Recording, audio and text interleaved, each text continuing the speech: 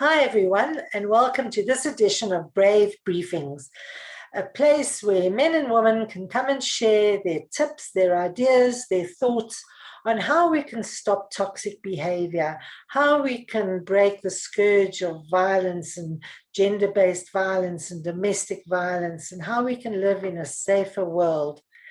So we want to be brave in order to do that. And brave is about having boundaries and balance. It's about respect and responsibility. It's about agreement and values. And it's about empathy and empowerment and emotional intelligence. So we want everybody to be brave. If we're brave, we can actually eradicate sexual-based violence. So today I have, I hope, a very brave lady with me. So I'd like to welcome Janie Charlotte. Hi, Janie. Hey there, Lois. How are you? Great, thank you. And thank you so much for joining us today. Thank you for having me. It's a pleasure. So Janie, would you like to introduce yourself to our viewers? Yes, I'm joining you guys from Atlanta, Georgia, Janie Charlo. I am a family nurse practitioner. I have a family practice and weight management clinic here in the Atlanta area.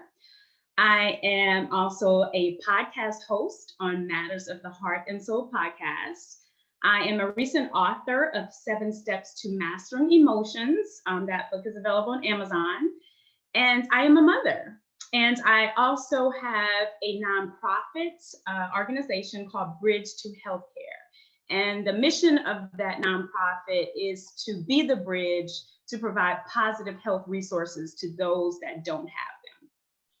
Well, you do amazing work and it must keep you very busy. It does, but I think when you are doing work that you love and you're passionate about, it never feels like work. So true. So Janie, thanks very much for joining us on this venture into bravery. What suggestions, what can we do to ensure that our society is brave? I think if we all be the change that we wish to see, that we could take one step at a time in being brave. So if we all be that brave person. And I think one of the most important things we could do individually is be authentic and be intentional in every aspect of our life, in all things that we do. So whether we are with our children, whether we are at work, whether we are talking to our counterparts, our male, female counterparts, whether we are with our employees, let's be authentic and let's be intentional about everything that we're doing. So what do we have to do to be authentic? How are we intentional? Yeah, that's a great question. Being authentic requires a lot of self-awareness, self-reflection. It requires going within yourself. If you don't know who you are, the world will not know who you are, and the world will define you for you. So it's important that you go within and you define yourself for yourself from an authentic place. Go deep within, search your heart. That's where you are. You'll find yourself in your heart. But and you have to, there's a lot of ways to do that, but most important is spending time with yourself. And that fits in nicely with the V of values, because if you don't know yourself, you don't know what your values are. And if you don't know your values, you don't know how to set your boundaries. So Absolutely, Lois. yeah. So go within, guys and girls, go and find out who you really are, and so that you can live that authentic life. What about being intentional? You know, I'm a big believer in universal principles and universal laws. I do believe that the cosmos and the universe, we are under certain laws. And everything that we put out is going to come back to us in one way, shape, or form. So be intentional. Put out the things that you want to come back to you. Put out love. If love is what you want to come back, put out love. If you want others to be compassionate with you, be compassionate to others. If you need other people to be empathetic towards you and your situation, show empathy. We have to be intentional with all the things that we want in our own life. We have to be those things to others. And it starts with us. Authentic, intentional. I love that. So simple, really, if you think about it. It's so simple, but it requires sometimes getting to your authentic self requires pulling back those layers and unlearning a lot of things that we were taught perhaps in our communities, in our homes, from our parents, in the educational system, in the governmental system. We have to just kind of pull back old values and beliefs that no longer serve us to get to our authentic self. And sometimes things that served you at one point in your life is not serving you now. And that's the other thing about being authentic. You can evolve and become the better and higher version of yourself. And it's okay to do that anytime you want to. That's being authentic. You don't have to wear a hat that you wore 10 years ago and you know that hat is not serving you. Being authentic is saying, you know what? I'm ready for a change. I don't want to be that person. I could do it today. And you could do that today. It's so important as well that we don't live the values and beliefs and patterns of our parents and our grandparents. You know, we learn all these behaviors and it's their rules, it's not our rules. So we need to find our own way.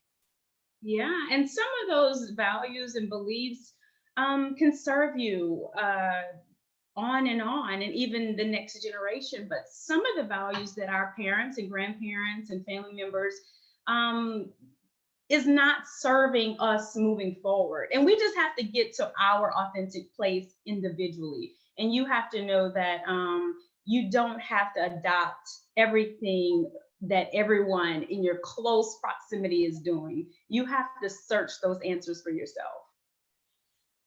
Go within. Exactly, go within. That's where you find it. Wow, so it sounds so easy, but it's not always that easy to go within. So how can people get support to go within? You know, Lois, so I use my book sometimes as just a little mouse thing for my mouse, a mouse pad. But this is the book, right? It's a very easy, simple book, 7 Steps to Mastering Emotions, Gaining Emotional Intelligence, and Getting the Best Out of Life. It takes you through 7 steps in going within, recognizing what you're feeling, why you're feeling it, where did it come from? You know, was it a unhealed wound back that was suppressed and you're walking around angry and you don't know why? You know, so the book takes you through steps. Then once you understand where it's coming from, it helps you to transcend those emotions. And what I mean by transcend is go above it, heal it and go above it. Choose a different emotion. So if you're feeling guilty for something, you can choose compassion with yourself. And this is with yourself again, because if we can't master ourselves, we're no good to the rest of the world. So we have to come whole and complete to the world so that we could give out and give a whole complete version of ourselves to the work and the other people that we serve. So that's one way, you know, that's one way. But another way is mindfulness, just taking some time to be quiet with yourself, observe your thoughts. We literally are creating the lives that we live with the thoughts that we think, with the words that we speak, and with the actions that we take. So we used to could say, watch your words. No, you have to watch your thoughts, because your thoughts are creating your reality. And so if you're sitting there having disempowering thoughts, you're going to live a disempowered life. So that's another way of just kind of, going within. There's a lot of ways to do this, but the first step is settling down and not being so consumed with the outside world. Starting paying attention to your body, paying attention to what's going on with your own emotions. Emotions is the biggest thing. I mean, that's where we really have to start, because that unchecked and unmastered emotions can lead to a lot of things, and not healthy things. All right, so now we have mastered ourselves and we've gone within and we are authentic. How can we encourage our youth to develop those same skills? What can we do to teach them and to get them to be authentic? That's a great question. And being a mother, my son is going to be 12 in about a week. And I noticed, just being a parent, he learns by observation more than anything I could ever tell him. So if he sees me handling situations in a mature way, in a very composed way, he's going to be able to handle it as well. But if he sees me out of control, just, handling situations, that's how he's going to handle it. So we have to be the example for our youth more than anything else that we could tell them verbally.